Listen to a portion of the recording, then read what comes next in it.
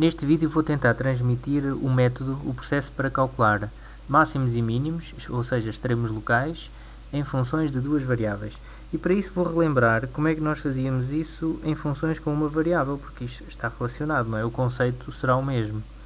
Então, quando tínhamos uma função com uma variável, tínhamos x, né? f de x, aqui é o eixo do x, aqui é o eixo do f de x. Como é que faríamos analiticamente para calcular os zeros, os máximos e mínimos, aliás, aqui desta função? Sabendo nós que a derivada é igual ao declive da reta tangente à função em cada ponto, se nós imaginarmos aqui retas tangentes à função em cada ponto, vamos ver que o declive das retas tangentes aqui no máximo e no mínimo é zero, né? Aqui seria a crescer. Portanto, como nós queremos calcular aqui o máximo, nós vamos calcular, o que é que vamos fazer? Vamos fazer a derivada e ver quando é que a derivada é zero. Porque se a derivada é igual ao declive da reta tangente, este declive aqui é zero, aqui também, então poderemos calcular fazendo f' de x igual a zero. Isto iria nos dar os pontos candidatos a serem máximos ou mínimos. Depois logo víamos como é que seriam máximos ou mínimos com uma tabela e tal, mas isso já não vai ser igual nas duas variáveis. Depois vamos ver em concreto. É só para fazer referência aqui à derivada.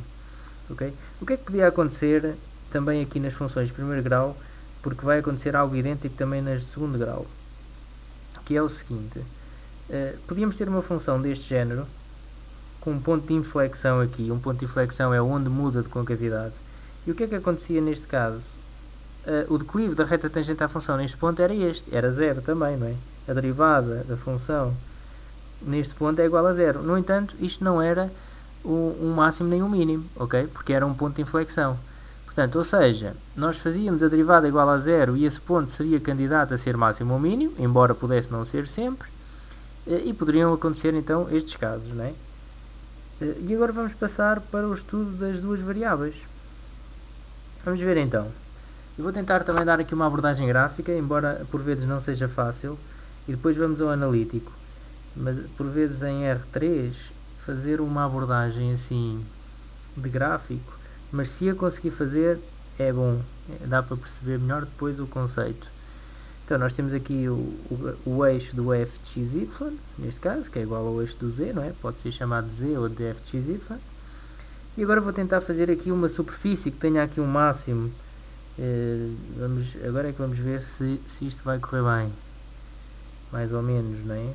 Fazer assim aqui um altinho, assim. Vamos supor que isto tem aqui um máximo,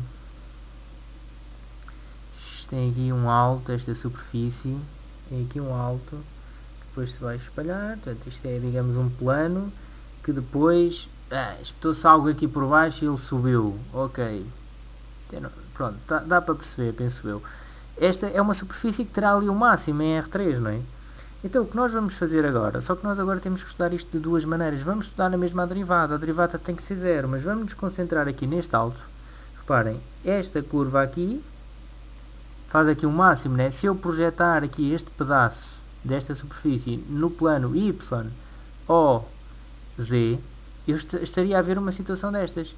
Ia ter a reta tangente, iria ser aqui esta, que eu vou tentar agora aqui desenhar, iria ter aqui uma reta tangente, não é? Naquele plano lá atrás, se o projetasse. Portanto, e aqui então o que me vai garantir que isto tem aqui o máximo é dizer que o declive desta reta é zero. E como é que eu faço o declive desta reta? Eu vou fazer a derivada da função f de xy em ordem a y, neste caso. Em ordem a y porque eu estou a projetar, isto é paralelo ao eixo do y, não é? Estou a projetar no plano y, o, z, é como se tivesse um referencial destes. E vai ter que ser zero. Portanto, eu vou ter que fazer na mesma a derivada parcial em ordem y igual a zero, só que nestes casos temos que fazer também, reparem, eu também posso imaginar aqui esta curva, aqui, que vai lá para trás, assim, também faz aqui um altinho, não é? Então também tenho aqui uma reta, que neste caso é paralela ao eixo do y, ok? Aqui esta reta, que vai ser tangente à superfície aqui neste ponto máximo, que é paralela, então agora estou a projetar neste plano aqui, e ficava com o plano x, o, z. Então, vamos ter que obrigar a que esta reta também seja f de xy. Aliás, esta derivada parcial também tem que ser zero, ok? Portanto, ou seja, para termos um máximo ou um mínimo, agora numa superfície, não numa função, as derivadas parciais em ordem a x e em ordem a y serão zero. Bom, isto no fundo é o que tem que saber. Se o desenho permitiu perceber isso mais ou menos, ótimo. Mas isto também não é difícil. Nós sabemos que a derivada tem que ser zero. Aqui tem que ser as derivadas parciais, igual a zero, ok? Bom, estes são então chamados os pontos críticos. Os pontos críticos de uma função é que são os candidatos a serem máximos ou mínimos. Os pontos críticos. Mas atenção a uma coisa. Não é suficiente que isto seja zero para já ser máximo ou mínimo, tal como acontecia aqui. Portanto, pode ser ponto crítico. Eu vou fazer aqui a definição de ponto crítico. É então quando a derivada da função em ordem a x é zero e a derivada da função em ordem a y também é zero. Portanto, isto será um ponto crítico. Há uma outra situação em que pode para ser ponto crítico, que é esta, mas nós vamos estudar só aquela situação de ser zero, ok? É quando não existe, portanto, quando não existe derivada, ou quando não existe a outra derivada em ordem a y, ou quando não existem as duas, portanto, é um ponto crítico também, ok? Então, o que é que pode acontecer? Nós podemos ter um ponto crítico, ou seja, podemos ter a derivada igual a zero, a derivada parcial de x igual a zero, a derivada parcial de y igual a zero e não ser máximo nem mínimo, ok? Eu vou dar aqui um exemplo à imagem do que acontecia aqui com os pontos de inflexão. Não é igual, mas é o chamado ponto cella.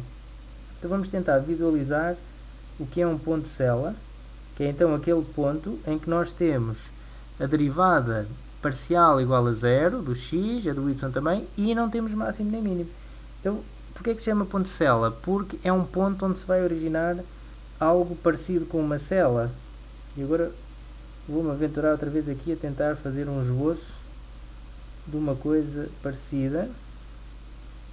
Ok? Sim, mais ou menos. Com uma cella. Vamos fazer aqui uns traçados para se perceber melhor, assim. Pronto, imagine uma cella de um cavalo, não é? E vamos agora concentrar neste ponto aqui. Este ponto é o chamado ponto cella porque se eu olhar para esta curva aqui, ele teria aqui um mínimo, não é? Mas reparem, a superfície, esta superfície representada então por esta cella, também para este lado, também tem aqui valores, não é? Ou seja, eu não existe nenhuma vizinhança deste ponto, por mais pequena que seja, onde este ponto seja o mais pequeno que todos, porque também há aqui uma curvatura para baixo. Ok?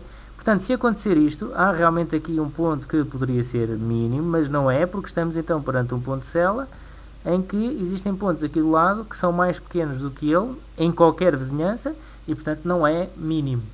Isto também poderia acontecer com o máximo, caso estivesse virado ao contrário o ponto cella, ok? Então agora vamos ver o que é importante analiticamente, é agora vermos então como é que nós sabemos calcular as derivadas. Portanto, nós calculamos as derivadas, dá zero. Como é que eu sei se é ou se não é máximo ou se é mínimo? Temos que fazer o teste da segunda derivada, ok? É uma coisa simples de fazer, mas eu vou aqui fazer um resumo. Então, como é que sabemos? Segunda parte. Então, pedindo os máximos e mínimos, máximos ou mínimos de uma função de duas variáveis, o que nós fazemos em primeiro lugar é as derivadas parciais. Eu vou agora representar aqui só por fx de AB. Isto é a derivada, ok? É a mesma coisa que meter a derivada de x, eu já vou escrever à frente. Vamos supor então que deu zero. Eu fazia as derivadas parciais, esta deu zero.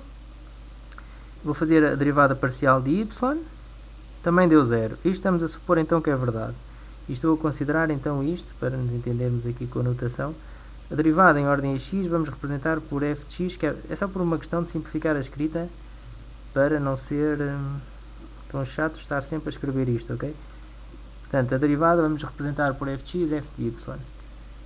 Então agora vamos ver o que é que eu tinha que fazer. Deu zero, ok. Não posso concluir logo que é máximo nem mínimo. Como é que eu vejo se é máximo, se é mínimo, ou se não é uma coisa nem outra, ou se é um ponto cella?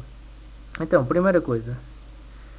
Pode acontecer que f de x, y tem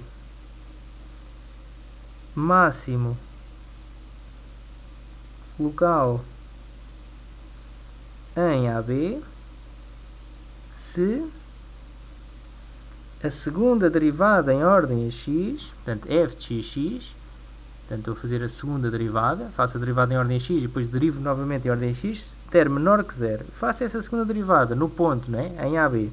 Dá menor que 0, estamos no bom caminho para ser máximo, mas também tem que acontecer outra coisa. E a chamada matriz, portanto, este determinante é o chamado discriminante, ou matriz hessiana, que é dada por isto, segunda derivada em ordem a x, derivada em ordem a x, derivada em ordem a y, a seguir, aqui derivada em ordem a y e depois derivada em ordem a x, que é igual, ok? E aqui segunda derivada em ordem a y. Este determinante, que é dado por isto, pela definição dos determinantes, se desenvolvemos um determinante, vamos obter isto aqui, né? É este vezes este, menos este vezes este.